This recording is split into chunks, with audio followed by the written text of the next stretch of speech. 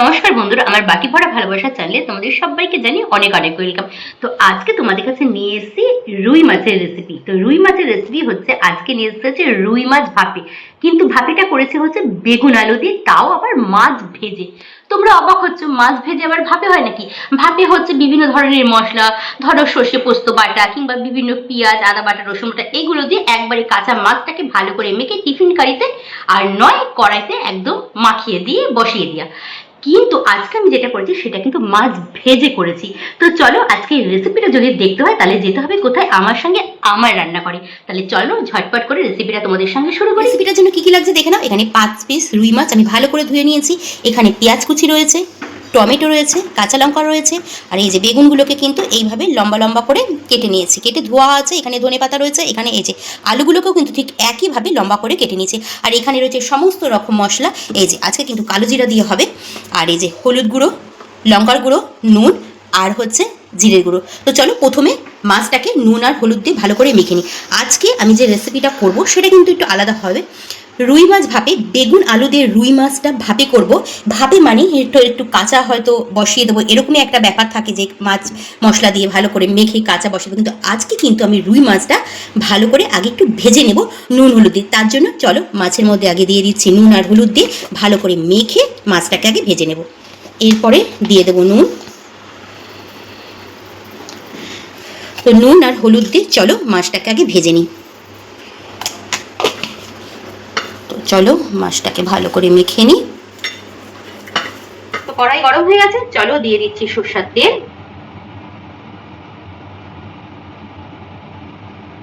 এখানে দিয়ে দেব 1.5 চামচের মতন জিরের গুঁড়ো, তারপরে দিয়ে দেব 1 চামচের মতন হলুদ গুঁড়ো, এরপরে দিয়ে দেব স্বাদ মতন নুন,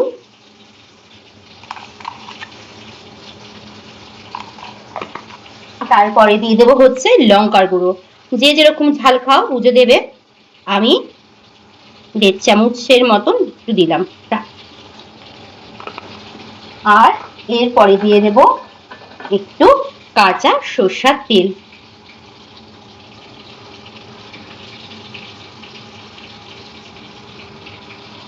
তো চলো এবার এটাকে ভালো করে মেখে নিই। চলো গ্যাসটা অন করে দিই। কড়াই গরম হয়ে গেছে, চলো দিয়ে দিচ্ছি সরষের তেল। তেলটা গরম হয়ে গেছে, গ্যাসটা বাড়ানো ছিল, তো এবার আমি গ্যাসটাকে আস্তে করে দিচ্ছি। মাছগুলো এবার চলো এবার মাছগুলোকে উল্টে দিই। এক পিঠ ভাজা হয়ে গেছে।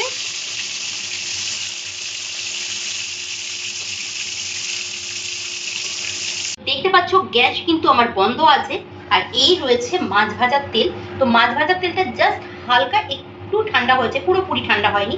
তো এবার এর মধ্যে আমি দিয়ে দিচ্ছি এই যে দেখতে পাচ্ছ কালো জিরে। গ্যাস কিন্তু আমার বন্ধ রয়েছে, যেহেতু তেলটা ওই যে বললাম পুরোপুরি ঠান্ডা হয়নি, হালকা ঠান্ডা রয়েছে। তো এবার এর মধ্যে আমি দিয়ে দিলাম কালো জিরে।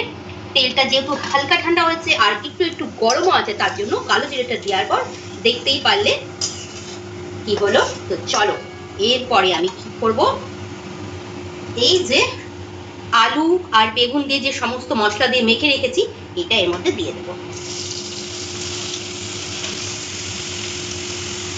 আওয়াজটা পাচ্ছ, তেলটা কিন্তু হালকা আমার গরম আছে। এই অবস্থাতেই কিন্তু দিতে হবে, গ্যাসটা বন্ধ রেখে।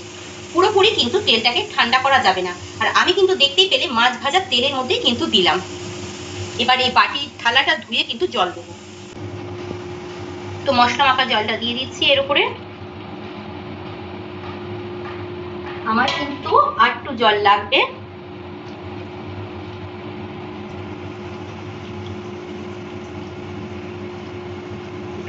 চলো সবকিছু দিয়ে দেওয়া আছে, এটাকে কিন্তু এখন নাড়াবো না। এবার এটাকে ঢাকা দিয়ে দিলাম। চলো এবার কিন্তু আমি গ্যাসটাকে বাড়িয়ে দিলাম, আর এর উপরে এবার আমি এই যে ভেজে রাখা মাছগুলো দিয়ে দেবো।